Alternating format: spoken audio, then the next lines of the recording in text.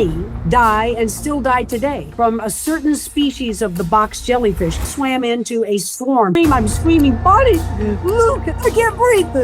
Help me, I can't breathe. Diana Nyad is a world record-holding endurance swimmer and a master of the human will. She's conquered not just the treacherous 110 miles from Cuba to Florida, but the abyss of her own mind in a state of extreme sensory deprivation. She's here to reveal the mental discipline required to survive when your body and mind want to give up. I'm wondering if you can take me into the second night of your swim. One thing that's slightly different for an extreme swimmer is that you have no visual input. I am in the interior of my mind in a state of extreme sensory deprivation. That goes for audio too. Once you're out there for that long, you start to hallucinate freely. I saw floating over here the entire building of the Taj Mahal. But when I got to that beach, I was pretty dazed. I was a little bit out of it. But what I saw was the look in people's eyes. I looked at everybody and I felt what they were feeling. And I said, we should never, ever give up. The second thing I said was, you're never too old to chase your dreams. And the third thing I said was, The Icons is a show where we learn life lessons from true icons. And today's guest is a living testament to the power of perseverance. And she's here to prove that you were never too old to chase your dream. Diana Nyad, welcome to the Icons. Diana, I'm hoping we can start kind of in the middle. I'm wondering if you can take me into the second night of your swim. You're roughly 40 hours into a swim from Cuba to Florida. Probably all sorts of things are happening physically and mentally. What was going on in that second night, and how did you keep going? First of all, let me say I have a tremendous regard for all of planet Earth's extreme adventurers. So if you call me, Tyler, and say, you know what? I just snowshoed across the whole continent of Antarctica. Well, I'm going to bow down and, and ask you all the questions of what you experienced. But one thing that's slightly different for an extreme swimmer, and there are only two of us really, Sarah Thomas, 4 times the English Channel nonstop, and myself, who have gone out, nonstop for a long, long time, 2.5 to 3 days nonstop. And one issue you can picture that's different from a mountain climber or a snowshoer or a cyclist or a runner is that you have no visual input. You're turning your head. I breathe 53 times a minute. So I'm turning my head toward the boat to see the navigation, to see my main lifesaver, Bonnie. And I don't see anything else. Occasionally I can take a bigger breath and see the plethora of stars at night, or I can see the sunset, creeping down the horizon. But I don't see the 50 pod of dolphin that are swimming with us or the other people that are doing things on the boat. I am in the interior of my mind in a state of extreme sensory deprivation. That goes for audio too. You're not allowed to wear headphones in this sport. The discipline of the mind getting through all these lonely, grueling hours is just as important as the discipline and the preparation of the body. So you're referring to that second night, and we could go to many swims I did, the attempts across Cuba and other swims I've done. So it's not that it was the 40th hour that's some magical time when everything starts to, crumble. It's just that once you're out there for that long, you start to hallucinate freely. So I'm starting to see, as I did that second night in the successful Cuba swim, I saw floating over here the entire building of the Taj Mahal. And I tell you, it's not like I've ever been fascinated with the Taj Mahal. I've never been there. It's not on my list of places to go. But all of a sudden, I've stopped, and now I'm not swimming, which means we're not going north across this strong easterly current that's dragging us. You've got, in this swim, there's no lying around and gazing at the stars and chatting. You got to go, go, go, or you're never going to make it, north instead of being dragged east off course. So I saw the Taj Mahal, and now I'm not swimming because the Taj Mahal, Tyler, it's magnificent. I mean, the marble pillars, the whole thing, never occurring to me that it shouldn't be floating here between Cuba and Florida. Bonnie is very versed in going along with the hallucination. She'll get me swimming quicker doing it that way than trying to talk me out of the hallucination in general. So that's what's happening to your mind after all those hours of this plopping, steady, metronome of a stroke. You have no audio, no visual input, and you are just starting to see things, imagine things. I'm up with Stephen Hawking and the majesty of the universe because I read one of his books the night before. So that's really what's going on. It's not that it's dangerous. It's just that it's keeping you from the task at hand and physically pushing forward. It's such a helpful way for you to explain it, because I think that idea of you have such a limitation to know what's happening around you. I've met with others who have done extraordinary things, but rarely when I hear their story, I feel scared. Whereas when I hear your story, I actually feel nervous about it, just because I think it is that sensory deprivation, that inability to see what's going on. How do you push through what feels like almost a wall of impossibility? For me, and a number of course, of endurance athletes do this as well, I count and I sing. And so if I have an extreme goal of getting through the night, the night's tough. You've got shark divers who are brave, and that doesn't mean that they're going to protect you from any rogue animal, who might out there 50, 60 miles from shore. A shark, an oceanic white tip, dangerous, aggressive, may not have eaten for literally a week or more, and they usually wouldn't recognize Homo sapiens as their food. But if they hear that light, that low frequency vibration on the surface, they take that from 2 miles away with their sensitive ampullae, their sonar of their snouts. They take that as a wounded, dying fish dinner bell, and they are under us in a hurry. Most of them are just curious. Most of them aren't that hungry. They don't want to come up. I'm not their food. Others will come up. Marine biologists will tell you they'll come up and take a leg with no, in a heartbeat. So my guys are swimming under me. And I've got electronic devices called the shark shields attached to kayaks. And those kayakers are close by me in every direction. But for me, I am just trying to say, okay, the sun has just set. I've got, in the summer, it's going to be a short night because the hours of the day are long. I'm going to have 9 hours to keep myself occupied because I'm in absolute sheer darkness, and that there's a little trickle of moonlight. And so I take a song. I'll take a song like Neil Young was one of my favorites to be out there. It's got to be a song that the cadence matches my stroke, that 53 times a minute. And I know it sounds weird because The Damage Done was a song about heroin addiction in New York City. So it doesn't sound like an inspiring song, Tyler, but the sound of it, and I'm not hearing Neil Young's voice. I'm hearing my own voice singing Neil Young, but I decide to sing The Damage Done 1,000 times. The entire song, from the first note to the last note. I know that song very well, like every song on my playlist. So I go to Bonnie. I'm not allowed to touch the boat, but I close to her and I say, Bonnie, I'm starting in with The Damage Done. Don't bring me over too often to the boat for the feedings. I want to get 1,000 versions done, and it's going to help me concentrate and focus and remember who I am and what I'm doing and how I got to get to sunrise. So, Tyler, I'm out there singing, I hear you knocking at my cellar door. And I hear that eerie Neil Young falsetto in my mind. And you know what? It engages me. And I'm proud about the fact that I get to 667 of Damage Dones, and I haven't lost count. And I got 1,000. I got 1,000 to do. So I hit 667 at the end. Ooh, the damage done. And I start right away. 667.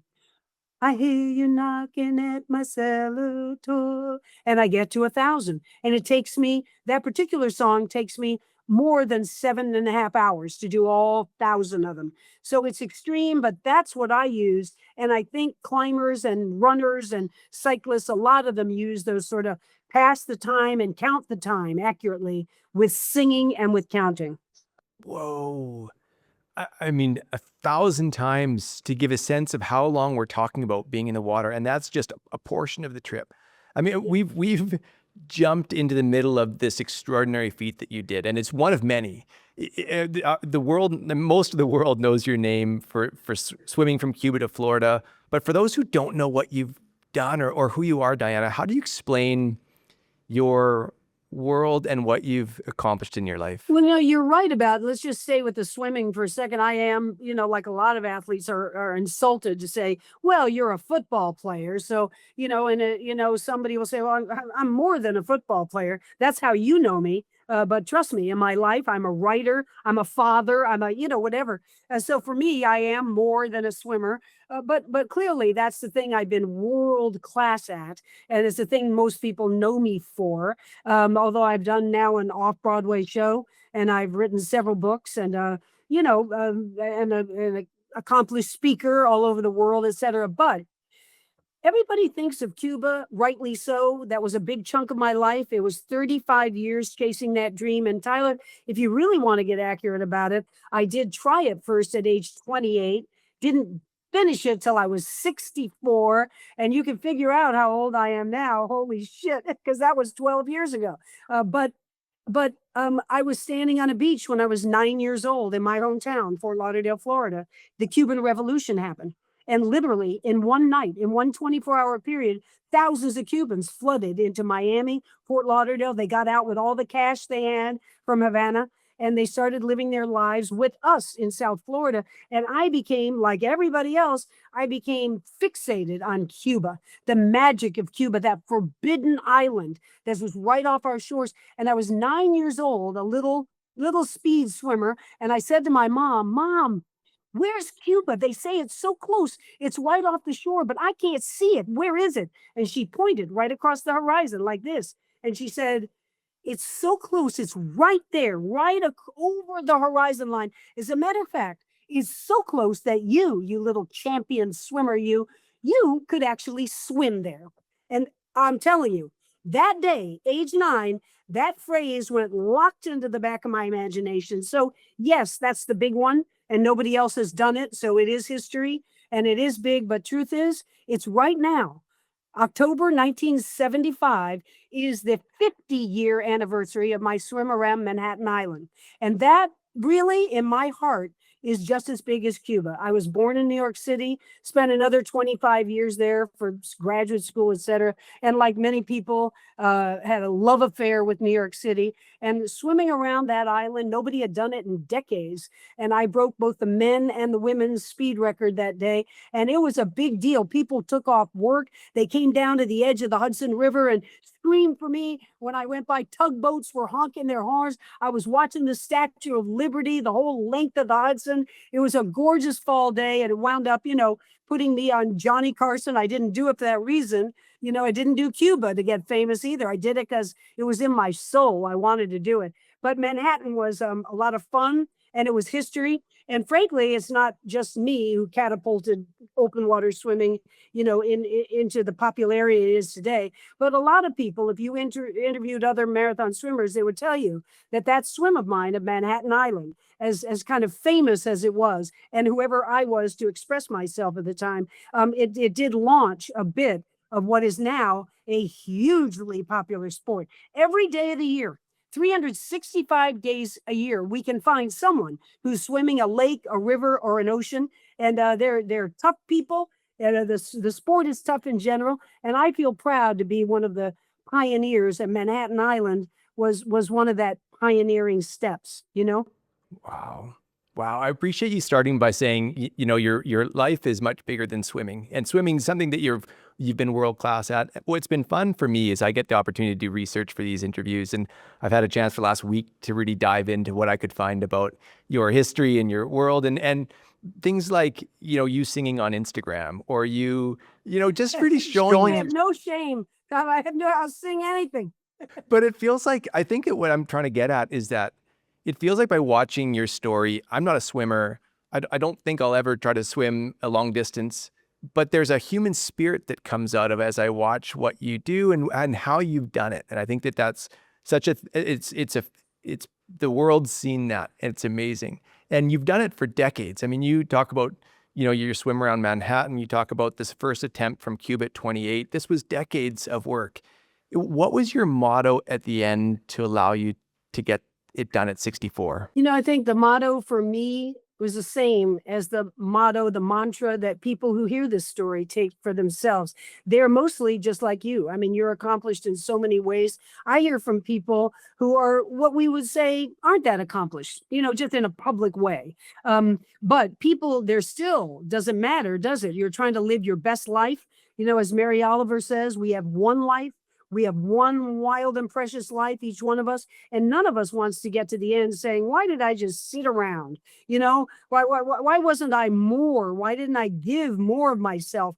And whether it's a philanthropic way or a dig down, personal accomplishment way. And so it just sometimes it surprises me, and then it doesn't. That a very extreme story such as mine, it's swimming. That swim was 53 nonstop hours. All the different attempts were 51 hours this time, 48 hours this time. There was Lake Ontario, freezing lake, that took me 20 hours to get across that thing. So it's so surprising to me sometimes that people can relate, but what they relate to isn't the actual suffering, isn't the actual stroking. What they relate to is you have something you want to do. You've committed yourself. You've decided you are going to make no concessions. If you're going to do a 16-hour training day, you don't do 15 hours and 58 minutes. You do 16 hours. So people who are writing or working or, doing their art or whatever they're doing, their business,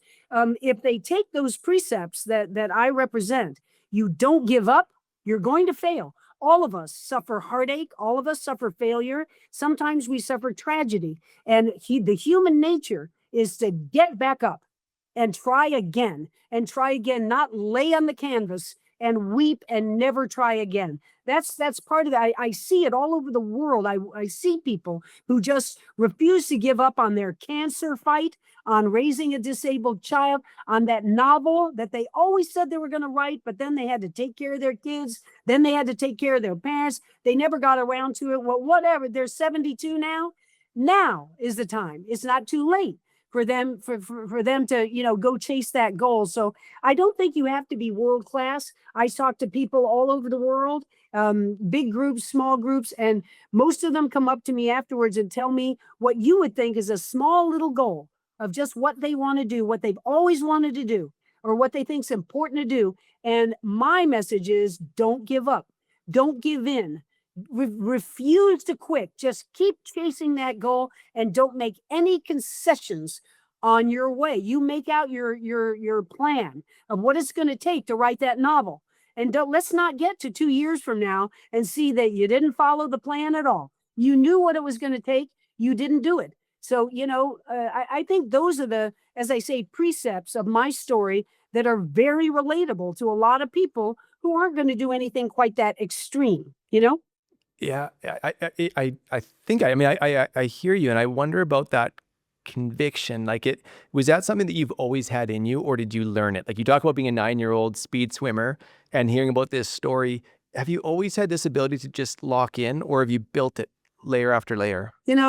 I wish my mother were here with me and still alive today. Well, I wish that every day, but I'd like you to meet her, Tyler, because everybody she met, especially as she got older and was heading into Alzheimer's, she would tell this story. It was 6th grade graduation. I was just sitting there alone with my mother, and Jimmy Woodruff was going to be our class speaker. And, all the coaches and the parents and the teachers and the kids are all there.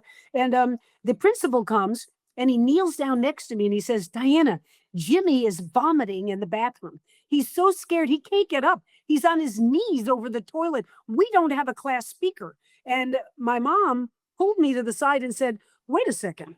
What is the principal talking to you about this for? You didn't prepare anything. You're going to make a fool of yourself in front of all these people." And I listened to her, and then I turned back to the principal and I said, "Well, how long were you thinking? I mean, 3 minutes or 7 minutes or, I didn't prepare anything." He said, "Anything. We don't have a class speaker. Anything you can do." So I turned back to my mom and she was mad at me, but I guess she tells the story that I got up and I said, "Okay, everybody, we're 11 and let's just give us credit. Let's say we've been doing the best we can." But the truth is, if you look at all of our grandparents' ages and our parents' ages, we only have about 70 more years to live. And we've got to do more. but we got to be doctors. We got to learn languages. We got to go out and help people. We got to save the planet. We're I said we're doing it. We're doing okay. We're not. Even at 11, we're not doing enough. Come on, everybody, let's get with it. So my mother, for the rest of her life, told that story, and she said, "I will never talk you out of standing up in front of people and giving a little speech again." Wow. You're so fascinating to hear at that early age. I heard an interview of you. You were having an interview when you're 28, and I might get the words wrong, but you said something to the effect of, I love intensity. I'm drawn to intensity. And it feels like that's been this part of you that maybe has been there from early age. Yeah, I think it is. I'm very attracted to my best friends in life are very chill. Bonnie would rather go to the beach at sunrise with her dog and see him play and look out at the horizon and take in this beautiful planet of ours. Whereas I'm in my gym at dawn doing some badass workout that nobody's ever going to know about. It's just for me.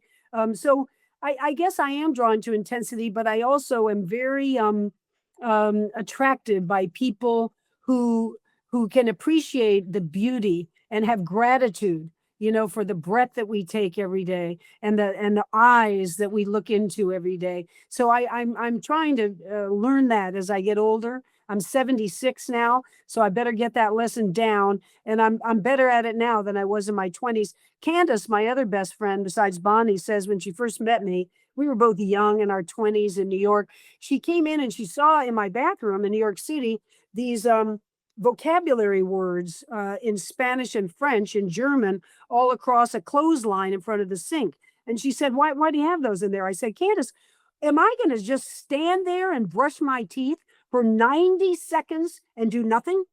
Am I going to lose 90 seconds of my life brushing my teeth? No, I am going to learn German and French and Spanish while Tyler, I'm not quite that obsessed anymore. I can sit and enjoy a gelato with a friend, but it doesn't make me as happy as being intense. I appreciate you bringing up Bonnie and your friends. The role they play in your feats have been amazing. I want to touch on your team and Bonnie in a moment, but I also want to touch on one thing that just feels really uniquely powerful about what you've done in the last 12 years or last few decades is that you've been inspiring for everybody, I think, that hears about your story, but you've been particularly inspiring for people who are aging in life. I think about my mom. She's 74 years old and hears your story and thinks, I can do things that I wondered if I could do. What is your message to people who are aging about what's possible? Well, first of all, I'm not big on statistics. If you and I were to get on the phone with, just name any of them, United Healthcare or Aetna Healthcare or whatever, they would tell us that over the past 30 years, they've done research and people at your mom's age, who's just about my age, 74, 76, they feel achy in the morning and they're starting into, partial diabetes. And that is some, bucket that they put people in because in their, as far as I'm concerned, limited, amount of research, they've decided that I should feel a certain way. Well, you know what? I don't feel achy at all when I get up in the morning. I bound out of bed just the same way I did when I was 26. So I say the first thing as we're aging is don't listen to other people. Don't read articles and listen to people of what you should be feeling at your mom's age. You decide. You decide if you're not fit enough and you need to add something in, if you're not flexible enough, if you're losing your balance. I am. When I start coming to a steep set of downstairs now, going down, if there's no railing there, I take a minute. I just feel that I'm not entirely like going up, totally in control of my musculature. So yeah, we make we make but what would you call it? As we get older, we shift. A lot of people played tennis. Now they play pickleball. A lot of people were runners. Their knees are shot. So now they walk, instead. I lead a walking initiative. So I think that you do change as you get older, but it's up to you, each individual, to look in the mirror and to sense yourself. What are you capable of? And don't let other people, one of the things I said on the beach when I finally arrived from Cuba was, you're never too old to chase your dreams. Maybe your dreams change a little bit as you get older. Maybe you have to get realistic as to what that dream is, but don't let some other person categorize you and put you under limitations of what you feel and what you can do.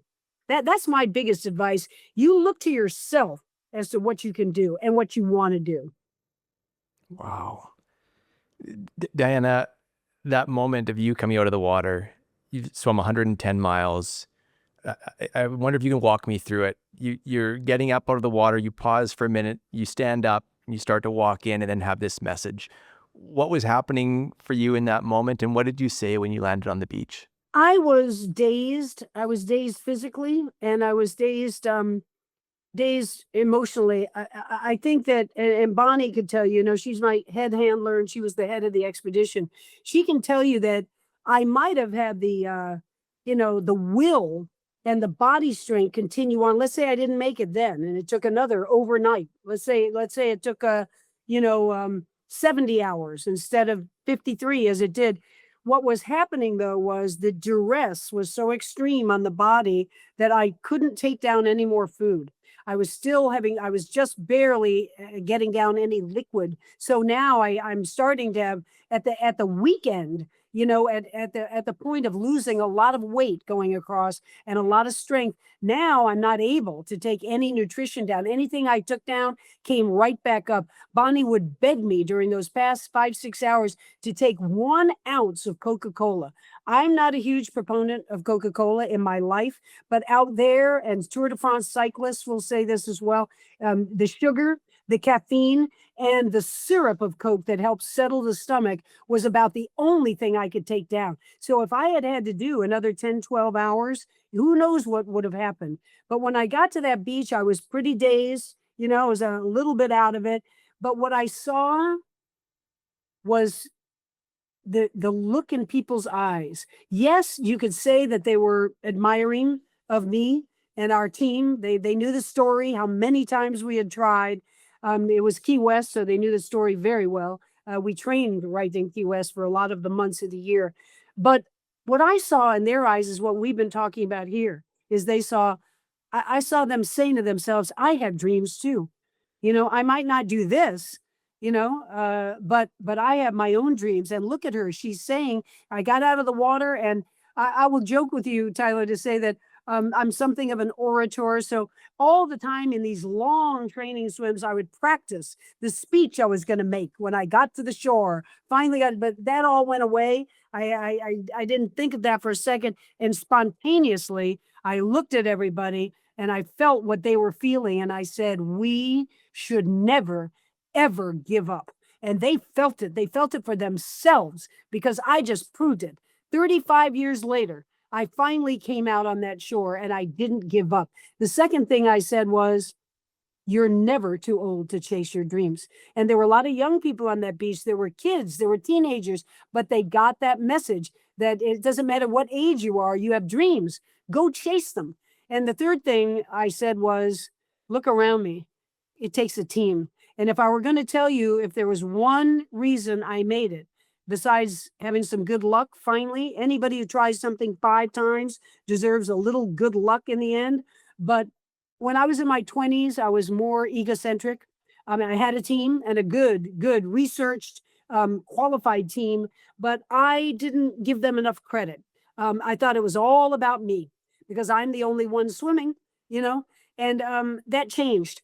I had deep respect for every single person on this team. Those shark divers are going to take a chance with their lives and swim under me in the pitch black of night, 60 miles from shore. You bet I have respect for them. The navigator, John Bartlett, who is a mathematical genius, took me across that current that was going 3 times my speed in the wrong direction.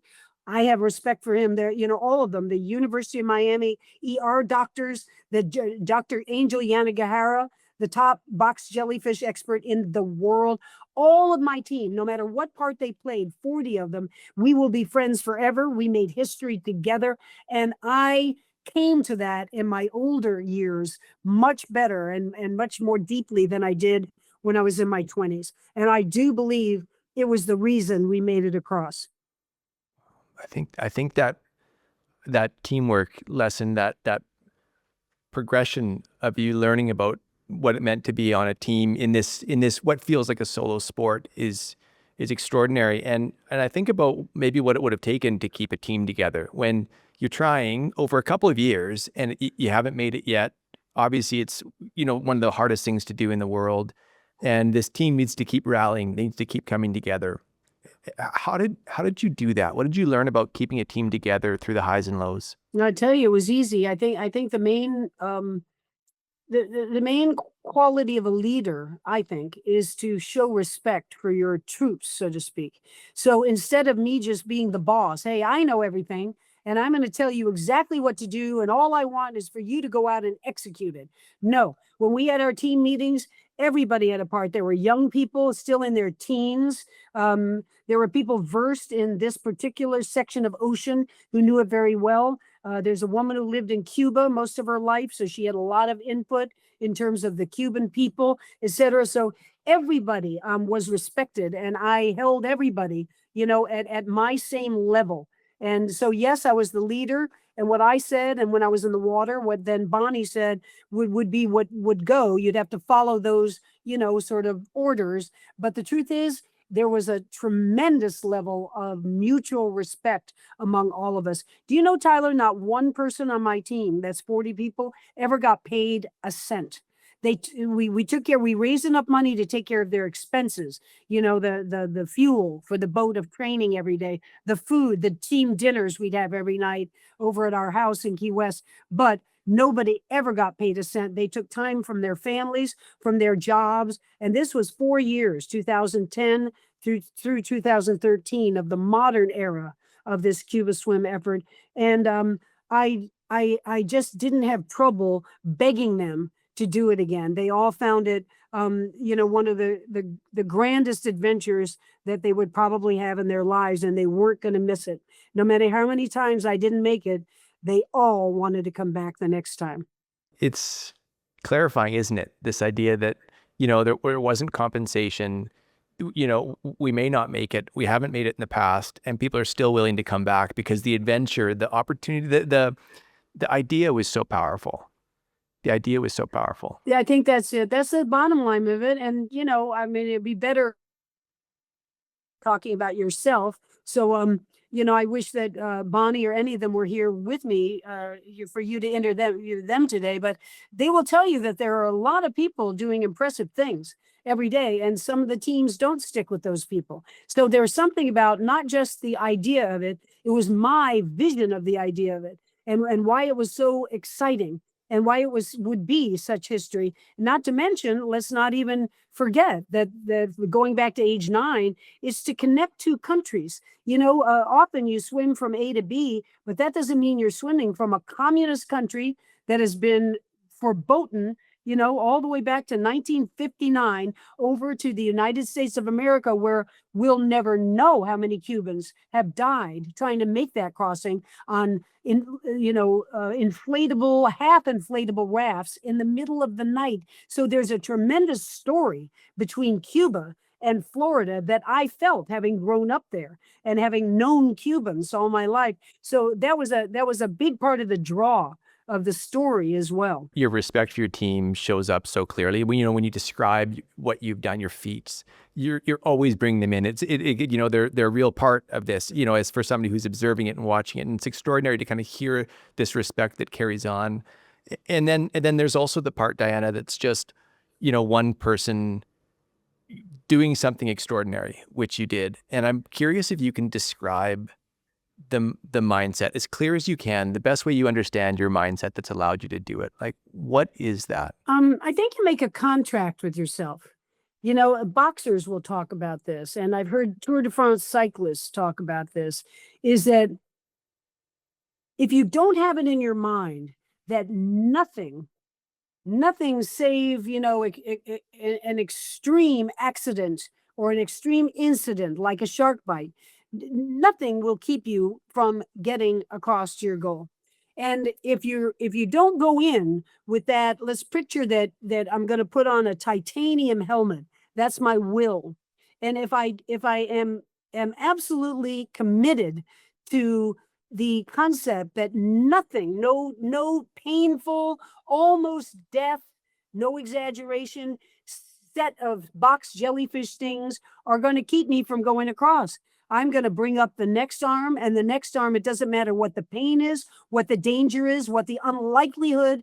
I'm not going to stop until my navigator and Bonnie and the whole team has a meeting and comes to the side of the boat, and we all cry and we swear and we say, Mother Nature on steroids out here. Tropical storms have raged up with 8 to 10 foot waves. We've been pushed so far off course, land isn't reachable anymore. Box jellyfish stings made it through that night somehow, screaming in pain, and somehow made it through the night. But I was weak, and it was not now going forward north.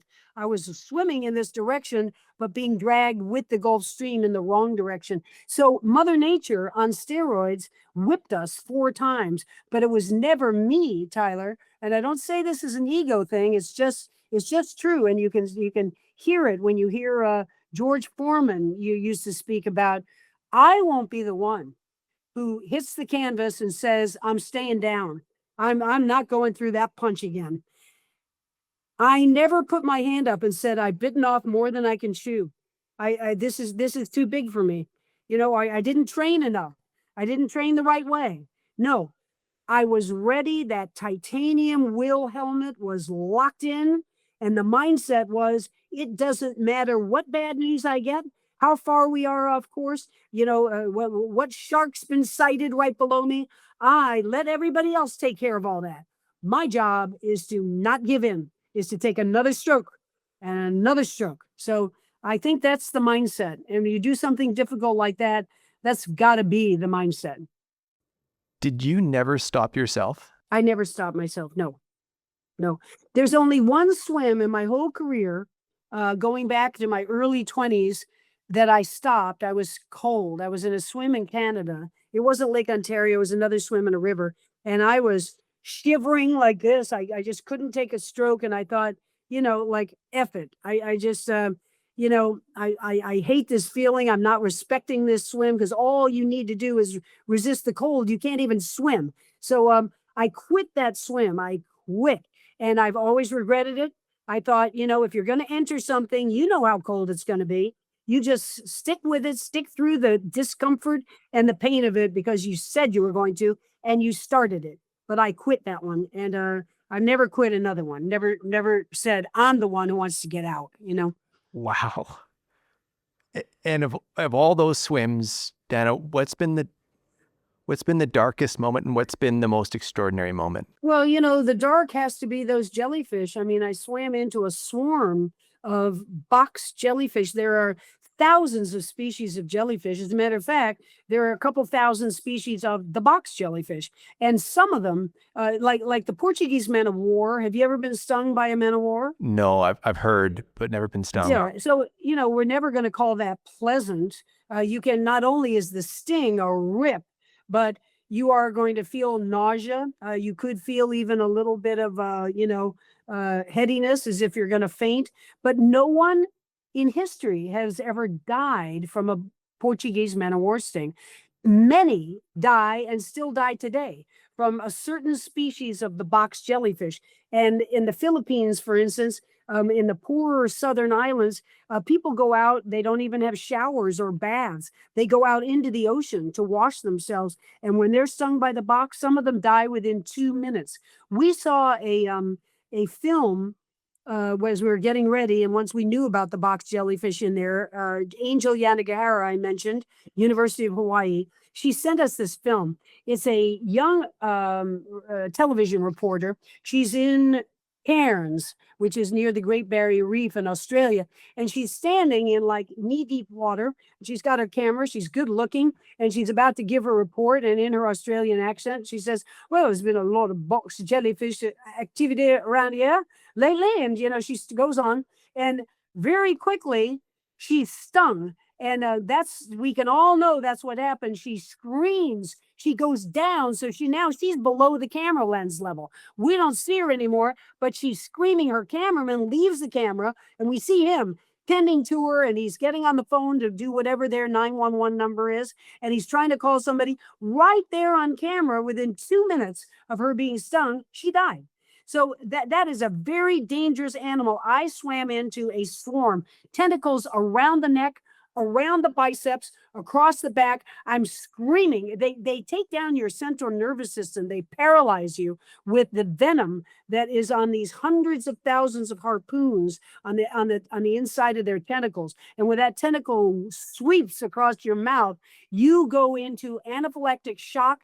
You scream. I'm screaming, Bonnie, Luke, that was my head shark diver. I can't breathe. Help me. I can't breathe. And so I didn't get out. I got close to the boat. The doctors took an oxygen mask. They're allowed to reach out and put one on my face. I just can't get out to get it, or I can't hold on to the boat to get it. So they did that. They gave me shots of adrenaline, anything to open up the airways. I made it through that night with their help and maybe my will. But now, 24 hours later, coming into the next set of stings, which I had, I was going slowly. I was going slowly and being dragged like this. So when you say, what was your darkest moment? There's nothing I could come up with that was that dark. That was the darkest of them all, you know? And you know, when you say, what's the upbeat? This sport is so, it lends itself to describing agony. Because, you know, it's just everything about it is, it's like you never get out of a marathon swim. I don't care how short it is, and say, you know, God, that was a lot of fun. That was really entertaining. You know, that's never going to be the case for any long distance swimmer. But do we feel awe? You talk about Sarah Thomas when she was on the fourth leg of her fourth English Channel crossing. She said she could have wept with how beautiful the white cliffs of Dover were. And, you know, she thought about, you know, that expanse between England and France and how much history had gone down there, the Battle of Hastings. So I've been out on just training swims. I'm not achieving anything, but looking that at this azure ocean. It's a blue planet, Tyler. And when you're a swimmer, you're immersed in it, and you're actually swimming over the curvature of the earth. I used to swim from St. Martin to Anguilla and back for training. That's 28 miles total. And, take me the better part of a day always. And I saw sailboats going by to the left. As I said, I don't see much, but at least I can have the feeling of being immersed in the beautiful blue planet. And I say that as an atheist. You know, I'm not saying it as I felt God out there, but I did feel the gratitude of this gorgeous earth we live on. Wow, that's beautiful. And Diana, what would you say is the lesson that's taking you the longest to learn? You know, I haven't really ever talked to anybody about this in a deep way, Tyler, but I'm not gonna get it right because I didn't pull it up. But Eleanor Roosevelt, maybe you know it, has that famous quote where she says, you know, nobody can make you feel poorly about yourself except if you don't let them. You know, it's you who's keeping you back. Well, we all know I went through sexual abuse as a teenager, rocked my world. Still, all these years later, happy, together, successful. It rocks my world still to this day. So, you know, my life hasn't been an entire picnic. Nobody's is. But my God, I'm not living in Gaza. You know, look what these poor souls are going through at the moment. I've had a privileged, happy, good life. But I'm the one always knocking myself down.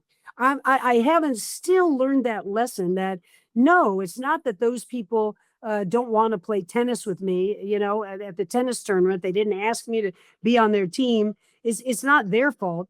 I'm the one who's feeling poorly about it. I'm feeling low. I'm feeling a low self-esteem about why I'm not a better tennis player or anything I do. When I finished the Cuba swim, how much more could you ask for? The whole world was watching. People were inspired till to this day. I get to stand up and tell the story all around the world. But I think to myself, why? They took me to the hospital.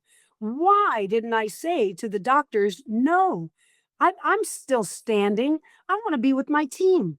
I want to turn around and at least have one hug with my team. And so I beat myself up with regrets over why I didn't finish that swim that day and be with my team instead of allowing the doctors to transport me over to the ambulance. So it's sort of like Bonnie will often say to me, Candace too, nothing's enough. Nothing's enough for you, no matter how good it is, no matter what accolades you receive, no matter how happy you feel about something you've done. A minute later, you second guess yourself and you say, but I should have done it this way. I could have done it better. I could have done it this way. And I'm still trying to learn that lesson of, if you've really given it everything you have, then you should have no regrets. Yeah, maybe you could have done it better, but you, at the moment, you gave it everything you had. So move on. You know, I don't move on easily. I suffer with regrets. I think a lot of people just heard that and heard themselves in that. Thank you. I bet. Yeah. What, Diana, what do you hope your legacy is? Oh gosh. First of all, as I mentioned, I'm not a religious person, so I'm not looking for any graveside speech. That's for sure. But I like to think that I tell a story about a teenage friend of mine when I was going to try to qualify for the Olympic trials, and my chances were nil. That 100-meter backstroke, even though I was a good swimmer, state of Florida, went to several national championships, I wasn't going to make that Olympic team. I wasn't going to make that Olympic trials, I should say. And my friend said to me, "Look at you, for 8 years now." I was only 16 at the time. She said, "For 8 years, you've been the one. You've been the first one to practice. You've been the one who did 1,000 sit-ups every night, elbow to knee, every single one, never 99. You don't have any regrets at all about these 8 years. Well, don't have any regrets at all about this race then. This is a race that's going to cap off your career. You're probably not going to the Olympic trials. We'll admit that. But don't get out of that pool thinking, I could have. I could have given it 1 millimeter more of an effort. So I got in there. I sprinted. She told me to say these words when I finished, and I did. I closed my fists like she asked me to. I closed my eyes and I said, I couldn't have done it a fingernail faster. So I'd like to get to the end of my life and have a legacy, Tyler, that says something akin to, she didn't do everything. She didn't have time to do everything. She wasn't good at everything she did. She didn't succeed at everything she did, but she did every day of her life. So she couldn't do it a fingernail better. What more could I ask of myself if I can say that at the end, Wow. I mean, I think the world needs to hear that. I need to hear that. What a message. And Diana, you swam 110 miles at 64 years old. You've done extraordinary things from an early age and have done it for decades. You've asked people to question what they hear about age as it matters to themselves. What's next for you? I bet you can understand. I think it's difficult. And I talk to, people who have done extraordinary physical things, that really take guts and take a depth of effort to do. So I just finished, for instance, my first novel. It's a novel for middle grade kids. I've never written fiction before. It was a real challenge. I'm hoping it becomes a big success. I'm hoping it becomes a series called You're Never Too Young to Chase Your Dreams, about 9 to 12-year-olds who have dreams of being a chef or being a scientist, and they don't want to wait till they're in graduate school. They want to start right now. Now, will that become a big successful series? I hope so. I hope it moves and motivates a whole bunch of kids and entertains them too, and engages them. But it was 2 years of discipline for me, of plotting it out, writing another draft and learning and reading, dozens and dozens of good, book of the year books, book award books, about 8 to 12-year-olds. But it just, no matter how gratified I feel, even before there is hopefully going to be a success with it, it just doesn't have the drama of swimming for 53 hours and training for years on end. So, I have to sort of translate, being the best I can and living every day. So I can't live at a fingernail better. I have to translate it to a little bit of a quieter, not quite so dangerous and dramatic life. So, it's not like I'm on a sequestered in a rocking chair. I got a lot of energy and vitality, and I bust out and do all kinds of things. But I think in terms of big mammoth goals, Cuba's going to be hard to replicate. It really is. And maybe for anyone.